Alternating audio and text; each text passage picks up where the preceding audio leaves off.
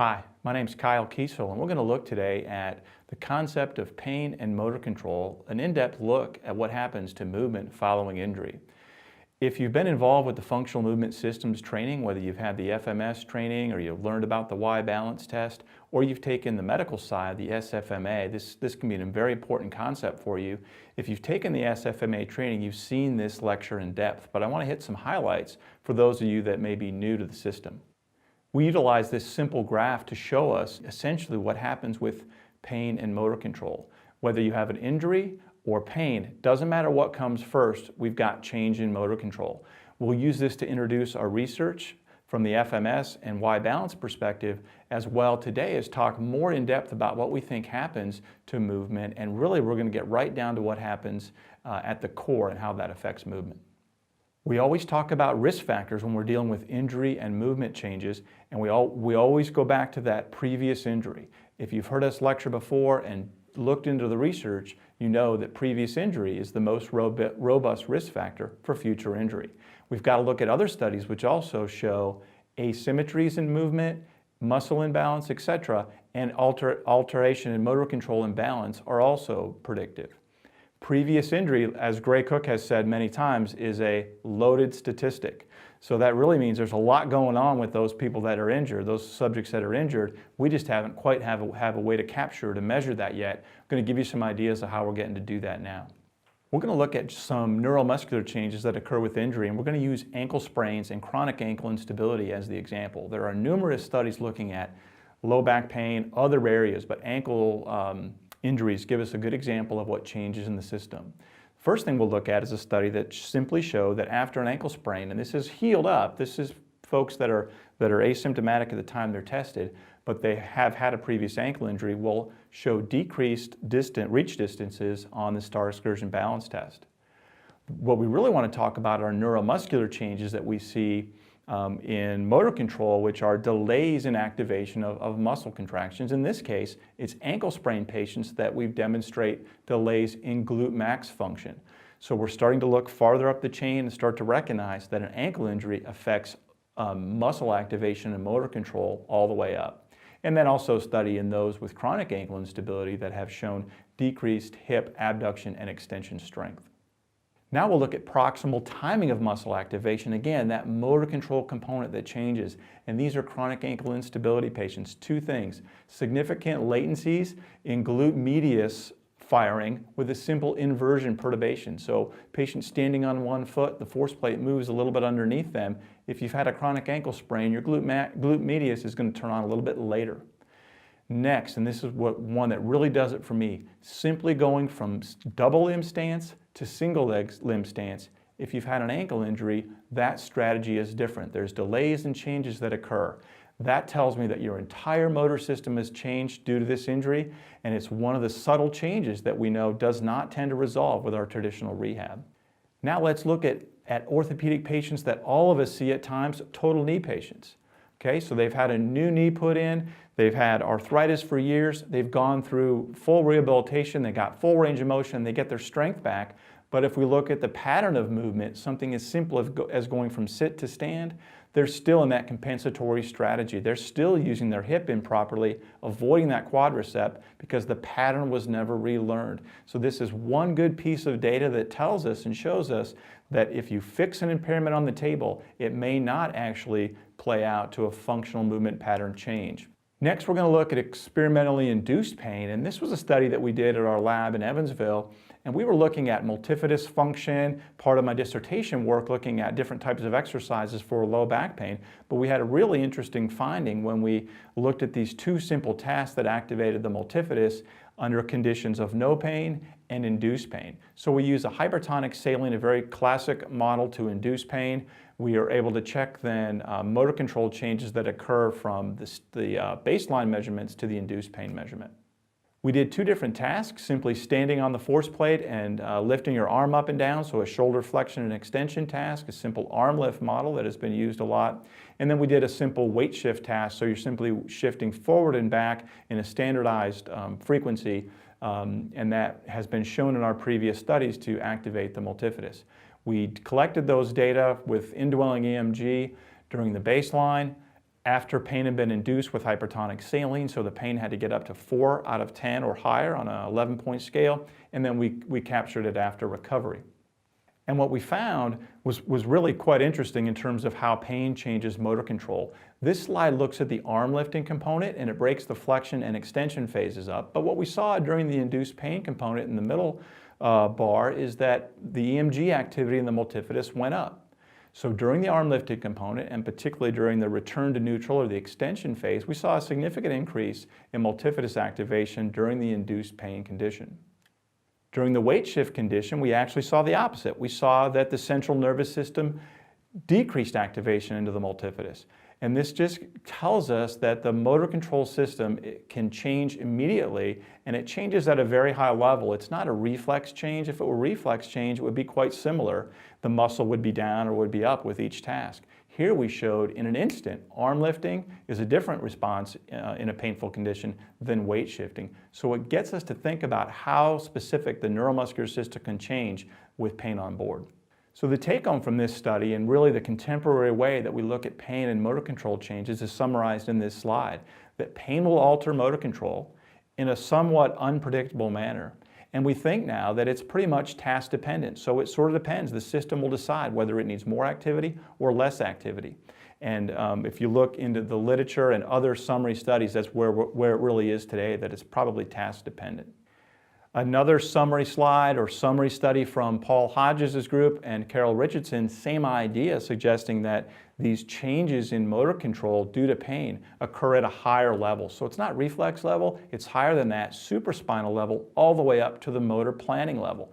And I bring this up, it's important because we've got to recognize when a patient or an athlete of ours has had pain, they're running a new motor program. They are running differently, and those are the subtle things that change that probably have a relationship with that future injury. Here's a slide that we captured, a little movie of one of our physical therapy students, and we were in lab doing some simple everyday PT 101 scapular testing. This is a 2-pound load, and she's just lifting her arm up and down in the scapular plane, and you can see a dysfunctional scapula. We can categorize that and capture it. And what we're showing here is the motor system can change with input. We're going to show you 3 different ways that we try to influence this functional task and just visually look to see what happens in the scapula. Here I've got my hand just up on her serratus, simply facilitating over the serratus, and we see a change. We see a smoother eccentric control of the scapula. I don't have my hands on the scapula, I'm up on the serratus, just some afferent input. Next, I'm going to do basically like a Brian Mulligan glide right up over the AC joint. Really think the AC joint proprioceptive information coming into the system has a lot to do with scapular control. So I'm over the AC joint, I'm doing a small glide, afferent information in through the joint. The first one doesn't help much. I make a small change and we clean that scapula up quite a bit. Simple little glide, again, afferent information into the system, changing output or changing motor control. And the last one we're going to do back over the serratus muscle is just functional movement taping. We've done and talked a lot about that. We've got a DVD and a manual that talks about the variety of tape jobs that we use. And here's one where we're going right up over that serratus again, that afferent input. I'm not on the scapula with the tape, I'm just below it. And you can see that that afferent input from the tape tends to normalize or help clean up that dysfunctional scapula. Okay, here's my favorite slide. Whenever I do a lecture, I tend to work this one in. What we're looking at here is a cross-section of the spinal cord, and basically what this tells us is motor control is very, very complex. So we've got 4 different ways that the system gets information in from the periphery. Okay? It can come from muscle spindles or Golgi tendon organs. It can come from afferents within the joint or sensors in the skin. Those afferent pathways then work to neurons within the spinal cord, and they'll connect with descending pathways. The descending pathways come from multiple levels in the central nervous system, all influencing that common output to either an extensor or a flexor muscle.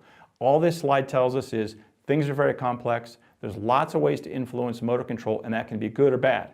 Pain can do it, fear of pain can do it, and we know that actual motor program itself, the change in the motor control that occurs with injury, will alter that program. It is a simple competition of pluses and minuses, and at the end of the day, a muscle is either going to go up, have more activation, or go down, have less. That's all we do with our different little tasks, whether it's manual therapy, trigger point work, taping, and essentially at the end of the day really are therapeutic effects of exercise. Next, we're going to look at core function, and we've got a great series of studies done just very, very well, and we really talk about these series quite a bit. We're looking at a very quick glimpse into the core function. So this was a study by Kolowicki et al.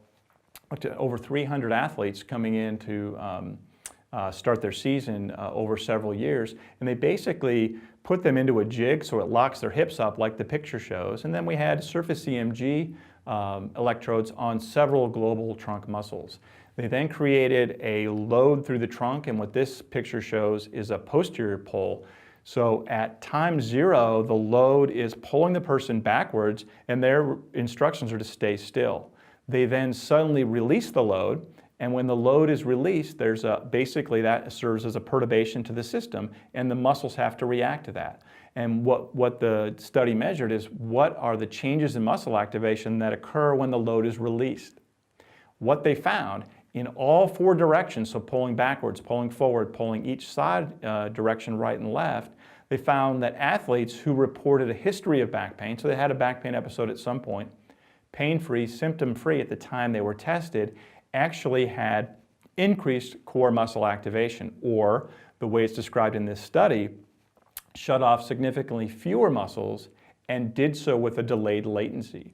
So when the load was removed, their core muscle system just stayed on longer than match controls. The system stayed on grossly trying to protect that spine.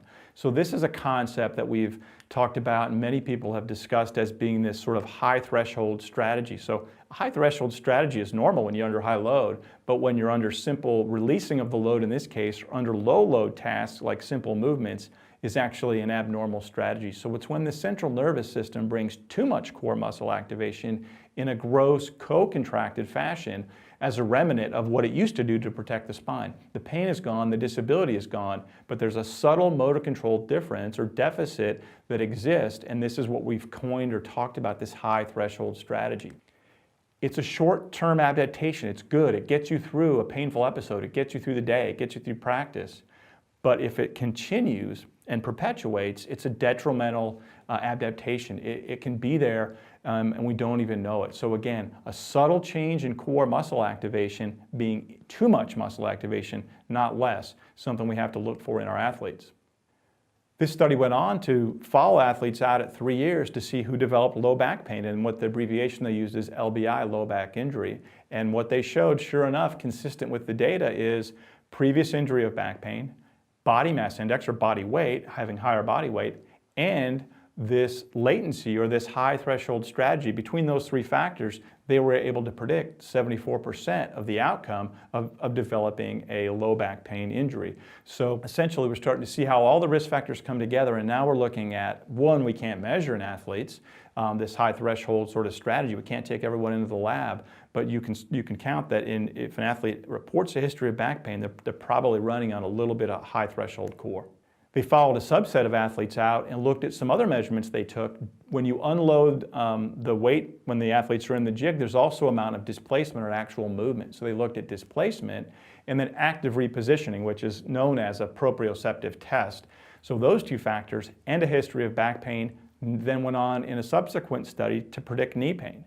So we're starting to tie things together with this concept of regional interdependence and this concept that motor control changes affect other types of regions, or in this case, a core change will affect or have a relationship with developing a knee injury.